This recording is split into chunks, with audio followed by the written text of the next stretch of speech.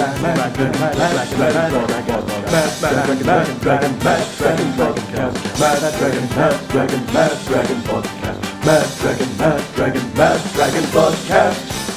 g'day, ladies and gentlemen, and welcome to the Mad Dragons Vodcast. So that's it. Our season is over without so much as a whimper, beaten 32 points to 10 by the pretty unimpressive Gold Coast Titans. I don't want to make this an overly long vodcast because there's not too many things that I actually want to talk about, but I'm going to do something a little bit different. I might actually throw over to our less regular member, Bob, and see which one of these questions up on the screen at the moment, which one would you like to talk about? They put me down for question E. Right, because I've got in my opinion, honestly, that first the whole debacle came about. It was up in the news. There's shit everywhere about the Dragons, the barbecue, and there's players. We were playing against a Manly team. They've been playing good the previous sort of 3-4 rounds. We should have just dumped everyone for that round. Give the younger fellas a run, and then get all the suspensions out of the way for that game. Honestly, the way we were playing were a long shot to win the game anyway. Why not give the young fellas a shot? To bin them all. Bin a lot of them. Get it all. Just rip the Band-Aid off. Get the suspensions out of the way. Get them back on the training paddock together, and then see what we could muster up. Obviously, it hasn't worked out that way from today's results, but yeah, it's a tough one. Are you still thinking the same, like with the South game? So I suppose we've got, Lomax is still going to be out, Alvaro is still going to be out, Williami injured, Ramsey out. Do you still think the remaining 6 for the South game, just get rid of those suspensions, get them off the table, and move 100%. on? Yep. 100% with the players that the players that we've got out injured, plus the suspensions, all this sort of stuff. We're coming off a loss to the Gold Coast Titans today, which was a pretty ugly loss, if we're being honest. I'm not going to be as honest as some of the other blokes are probably going to be today, but get it out of the way. Get it all out of the way. Give the young fellas a run, and if they do come up with the goods, all of a sudden we've uncovered something. So, I don't know. Get it out of the way. Be done with it. Yeah, Rip the Band-Aid off, and off it goes. I've got to be honest, that was always sort of the plan that I had in my head, was to use most of our suspended players in this game against South. But with the amount of outside backs we've got out and the lack of depth we've got there, I find it hard to see them sitting Beale down for his suspension until Ravaloa and Lomax are both back against the Raiders. Plus Alvaro will be back, so we might even hold back one of the props as well. So Kerr, Maguire, DeBellin, Laurie, all middle third forwards. I find it hard to see them sitting all of them down. I think they'll just do the same as they've done every week and just rest another 3. Which I do understand it's a bit of a juggle, and obviously we're not going to be able to sort of bin them all in 1 week. But out of the 3 games that we've had, so we played obviously Manly last week, Titans this week, Rabbitohs next week. You'd think the one game that we've had the best chance of winning was today. Obviously, how dead wrong was I?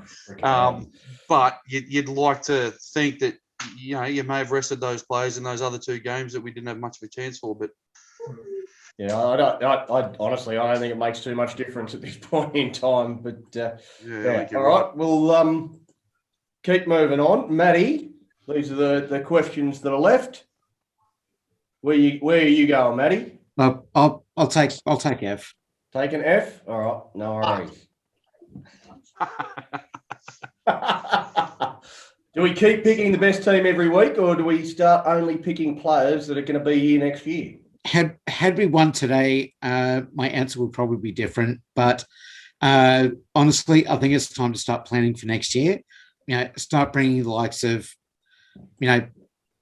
Sullivan and Amone and all those guys. I reckon start bringing them in now. Cut out the players that we're losing for whatever reason, Dufty included. And look, I agree with you, Johnny. The season's done. Let's start looking forward.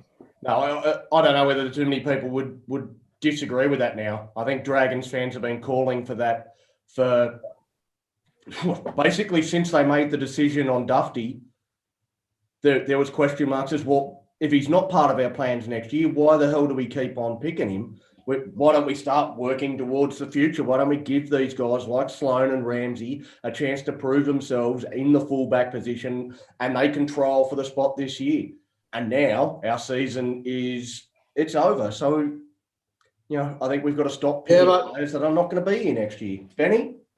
I think it's too late, but it's too late. These guys should have proven themselves in games that actually mattered.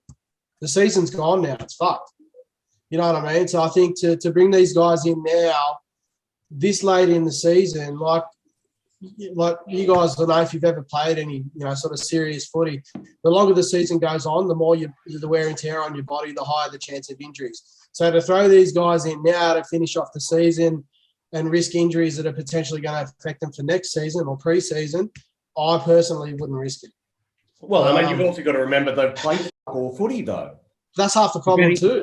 They're not match conditioned. They're not, they haven't played enough first grade footy to now jump in and finish off 5 or 6 games at that level. So to risk the injury, I don't think it's worth it.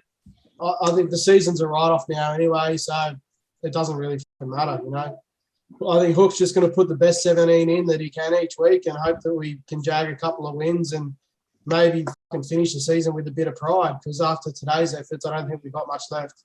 I think we got more fucking pride in wearing this than what the players do. But Benny, I'm not sure the last couple of weeks he's been putting the best 17 on the park anyway.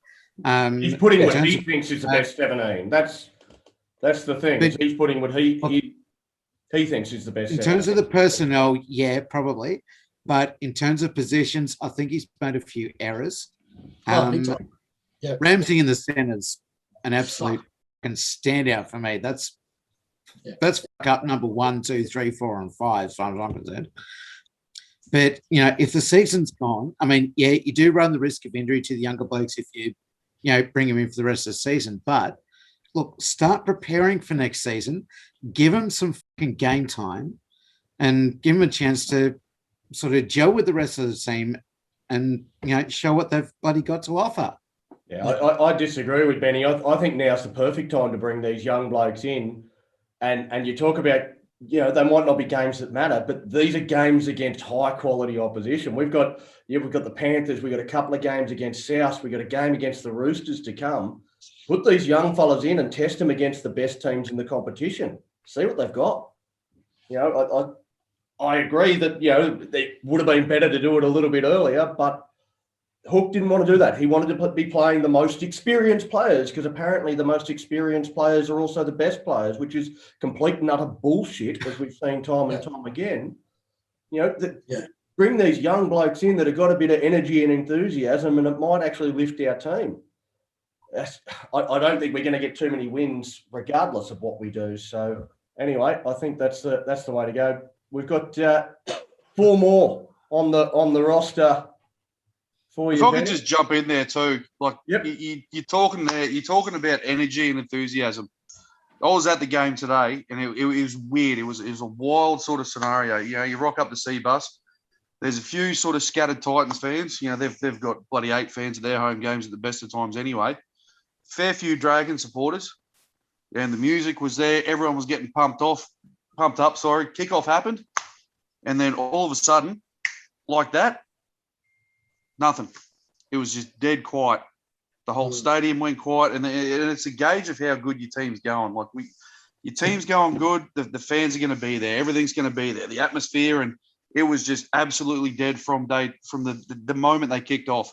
And that, to me, I sort of thought in the first 5-10 minutes, and going, it's not going to be pretty. There was more Bulldogs fans there than Titans fans, but the Titans fans were still louder than the Dragons fans. And that was pretty heartbreaking to be there today. But, I was still there. Still couldn't help myself. Yeah. And, mate, this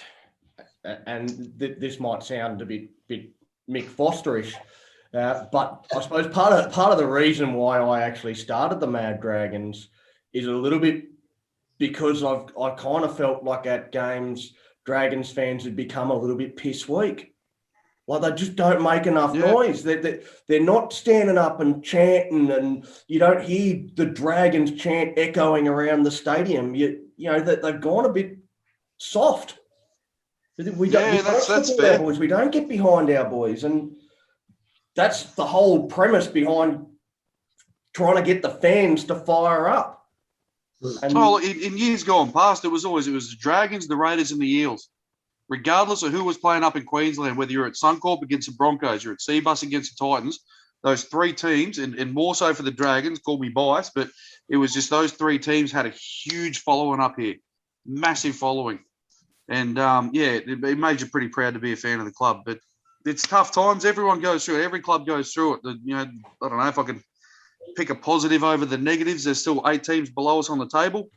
Whether that amounts to nothing, who knows? Fuck, who knows?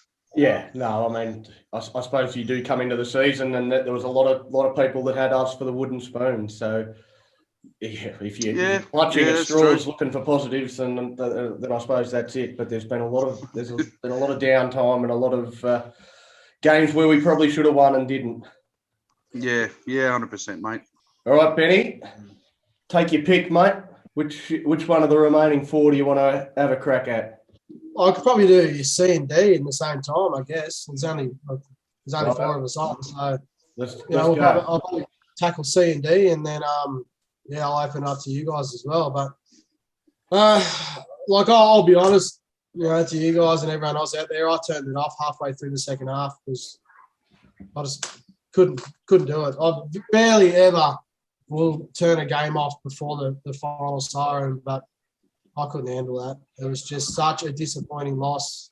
But yeah, there were some good efforts from a couple of guys out there. I thought DeBellin did quite well. He set a heart up for a beautiful try. And yeah, I don't know if it was something that Hook implemented on purpose, but he seemed to be playing a lot more ball play, DeBellin, which sort of caught me off guard, and obviously caught the Titans off guard as well because he obviously put Hunt in for a try and created a few opportunities like that. So I think he had a pretty decent game.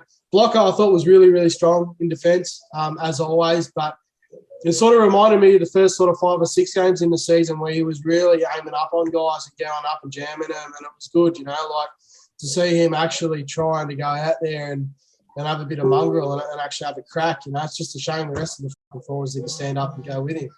Yeah, I think Bud Sullivan, I've seen a lot of people online slagging him off, saying he did nothing and didn't create opportunities, but I thought he did really well. I think You know the fucking chance, Ben. exactly. He didn't. He didn't have the opportunities, but he was there when he needed to be there. He made it. Though. So that's the thing. Like he created space. He gave early ball to Ramsey 4 or 5 times, and Ramsey sort of drew 2 in and then didn't know how to pass. Like until last pass to Pereira to set up the try, I didn't think he had the ability to pass. It was like watching Ewan Aitken again, but lacking about 20 kilos. Yeah, and that's the thing. I think Bud Sullivan did well. Like even just that kick towards the end of the first half, where he just punted it down the sideline and put it out 5 meters before their line, gave everyone a breather. That's smart football. You know what I mean? And those sort of plays that I think as he develops as a footballer over the years, he's going to be brilliant, There was the other kick that a couple of try savers he did as well, like a couple of try saver tackles one-on-one, and he fucking nailed them every time. There was the other kick that he put in where he kicked it towards the post. And if it... Yeah, nobody fucking chased it. But if it missed the post, there were 2 Dragons standing there that would have scored a try. But it hit the post. Yeah. AJ Brimson gets it and runs 20 metres. And you're like... He was aiming for the post, but he was hoping that it missed. Like, if it misses the post, we score. That's it. But, that's sort of side. I thought he had a really good game. Actually, McCulloch, I thought, actually stepped up too.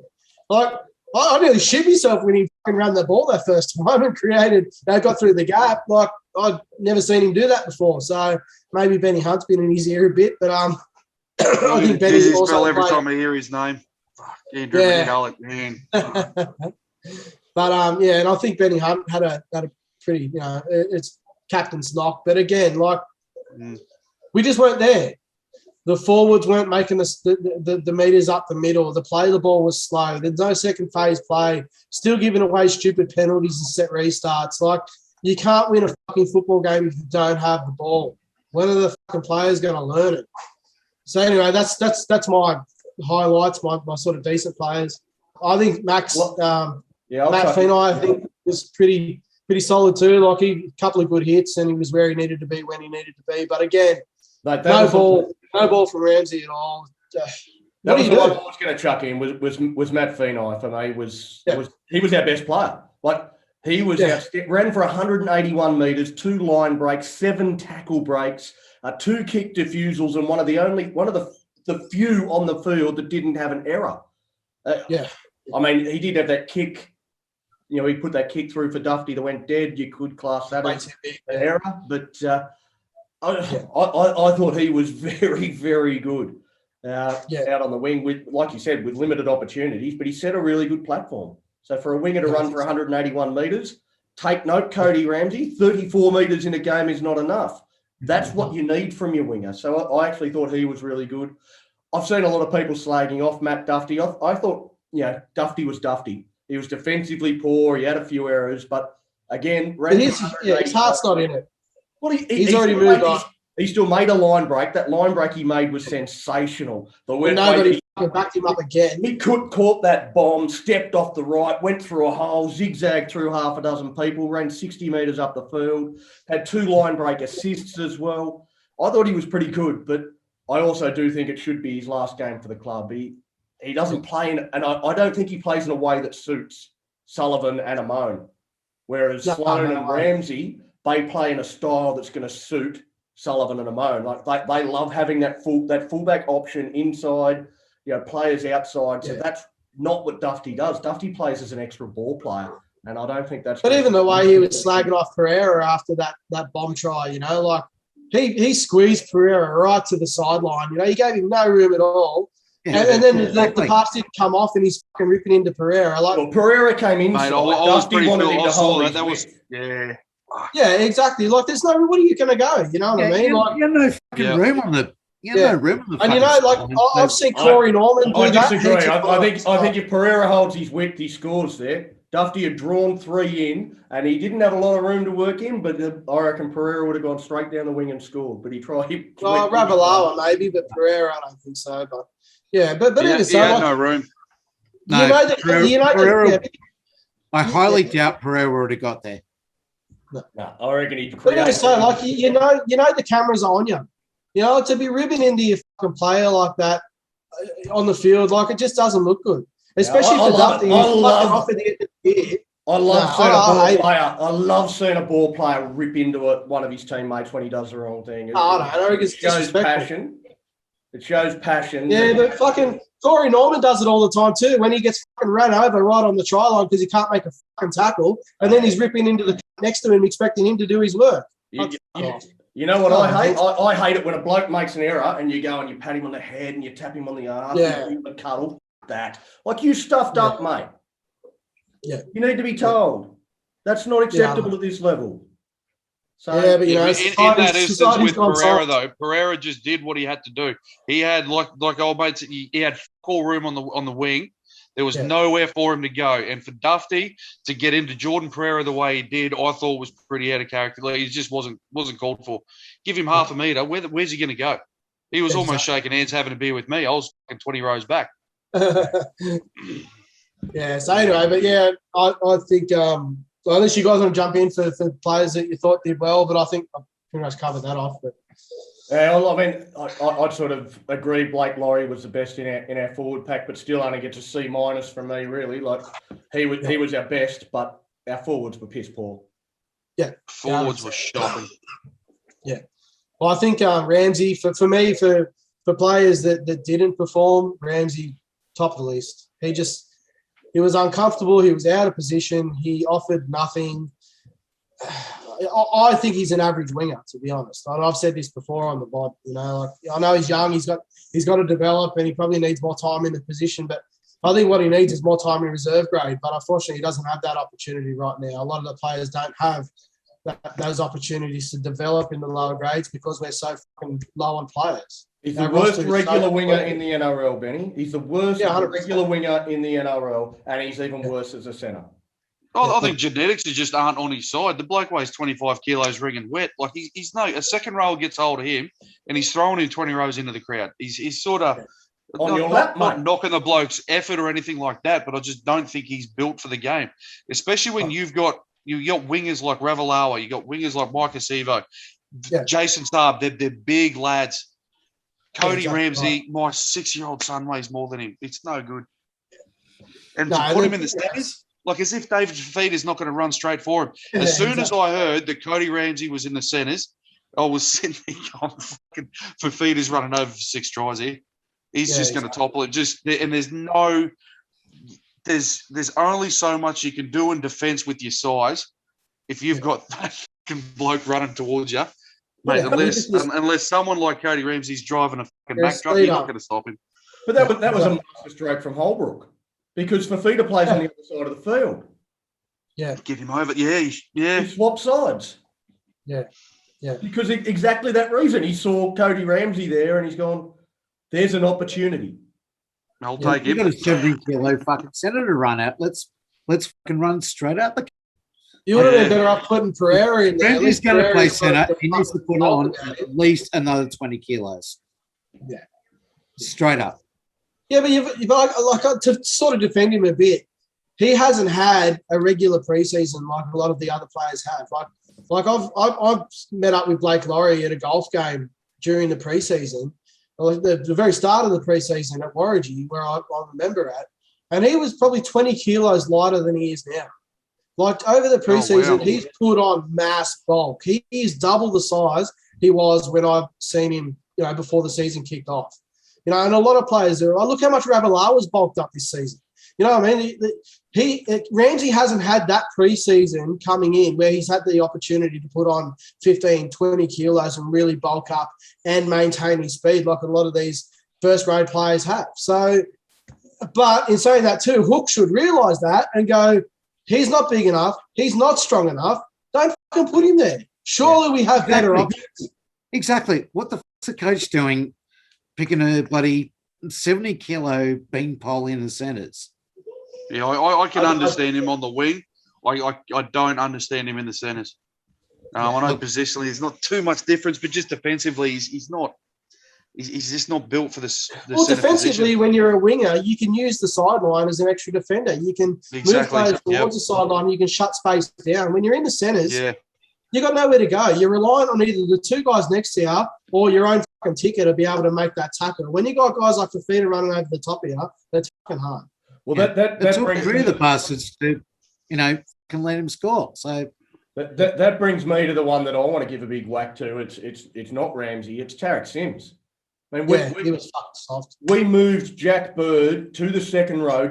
You know why we moved Jack Bird to the second row? To take care of David Fafita. That was Jack Bird's mission. But then Fafita starts on the bench, and when he comes on, he's on the opposite side of the field. That should have meant that Fafita became Sims's mission, but Sims had no interest in taking care of that monster. Sims is really good at putting pressure on little halfbacks, but set a challenge like David Fafita and he runs for the hills.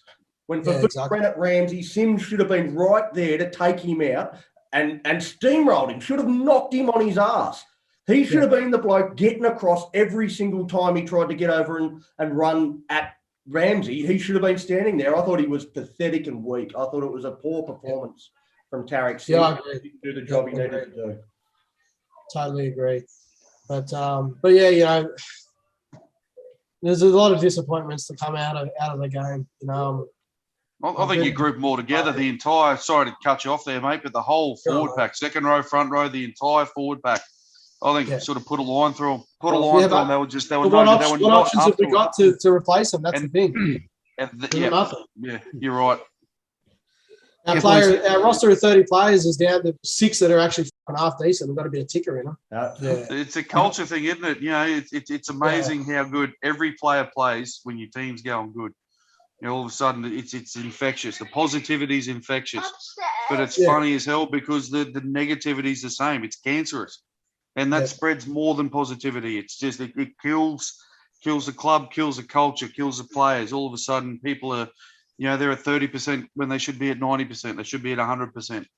Yeah, and that's pissed me off a bit too. Like everyone's carrying on about this barbecue. The barbecue killed our season. I think we were fucking gone way before then. We've had a bad culture for weeks and weeks and weeks now, way before this fucking barbecue was kicking off. Like we've been copping it. That's the first thing that Hook said that he was going to try and fix, wasn't he? Yeah, and it seems to just be flowing on. And I think, sort of getting back to what we were talking about earlier, I think the sooner we fuck off Norman and Dufty and these guys that are on the way out, the sooner we can start working on that culture and getting a solid team unit together that are going to play for each other and play for the fucking jersey. Because at the moment, it's a bunch of individuals. Yeah, we just got to hit that reset button. I think the sooner the better. Yeah. Bob, I just want to ask you a question because you were there and maybe it was something happened that the coverage didn't pick up. Josh Kerr, did he get injured? Did something happen to Josh Kerr? He started in the front row and played just 23 minutes total. Is there any particular reason, or is this another fuck up from Hook? I'm not too sure. I don't think I saw him injured, so I'm guessing it might be a Hook selection. I could be wrong though. I may have had one or two beverages more than what I probably should have had. Unfortunately, I was watching Josh Kerr. I actually like Josh Kerr as a player. I think he's good. I didn't see him get injured, so I'm guessing it was a selection thing. Couldn't believe that he only played 23. I think he played the first 23 minutes, went off, and never came back on. Yeah. When our forwards okay, sorry, mate. I can't answer that question. Yeah. And the way you played that first 20 minutes, there's no way in hell that a coach with even fucking half a brain pulls him at that point. He must have had an injury that we didn't know about. There's no way Hook fucking pulls him off playing the way he did the first 20 minutes unless there's something wrong with him. Anyway, boys, we've got 6 minutes to wrap this one up, so we'll go through last thoughts. I'll start with you, Matty. That was an insipid performance from a side that had everything to play for and might as well just all these suspensions that we've got to deal with, we might as well just do it next week, get it over and done with. If South want to put, 50, 60 on us, then so be it. And then just see what happens from there. But look, I thought today we were very incredibly poor. I think there was some incredibly poor selection decisions made from Hook, especially positionally. He's got to get his act together. But having said all that, success starts in the front room, and that is where the Dragons have their problem. You've got, all these untouchables in the fucking boardroom that answer to absolutely fucking no one, and they need to go. Success starts in the boardroom, and the board needs to fucking go.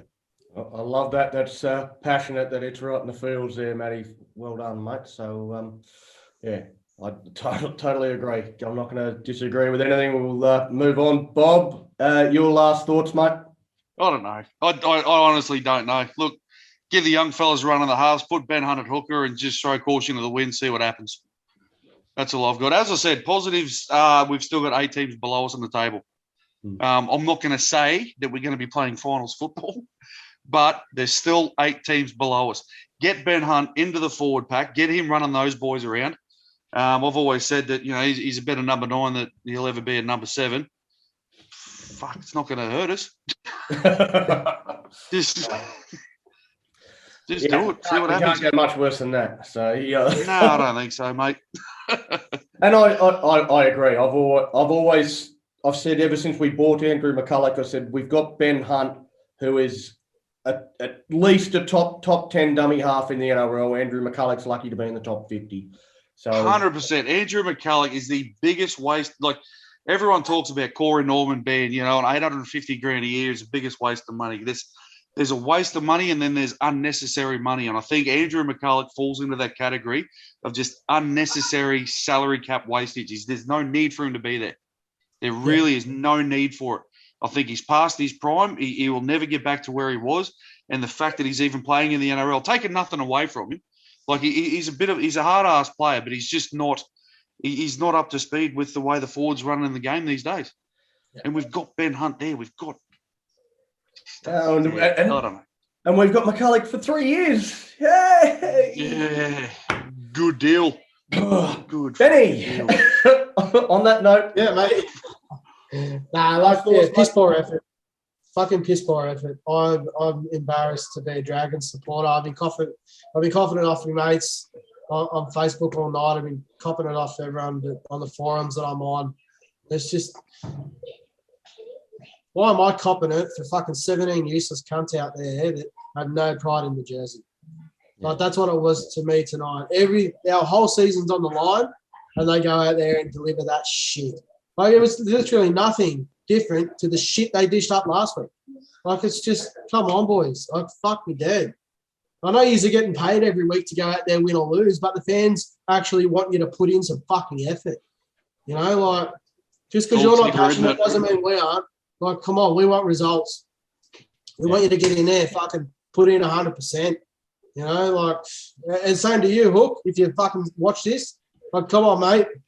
Like, I know we're doing a bit better than what we were pitched to do at the start of the season, but this shit that's been happening in the last few weeks, it's got to stop. We've got to get some fucking results. You know, actually put your thinking cap on and think about what the fans want, not just what you think is the best fucking 17.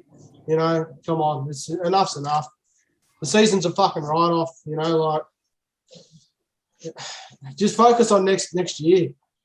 Fuck off Norman, fuck off Dufty, put the young boys in, give them a good run, and let's start building towards next year because this season's a write-off. yeah. No, I totally agree, mate. Pathetic, insipid, shithouse, embarrassing.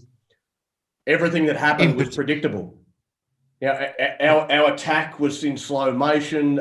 Another day where our defence missed nearly 50 bloody tackles. Our season on the line, and it was like they did not give a flying fuck. Really? What were the missed tackles? What was the missed tackle count? 49.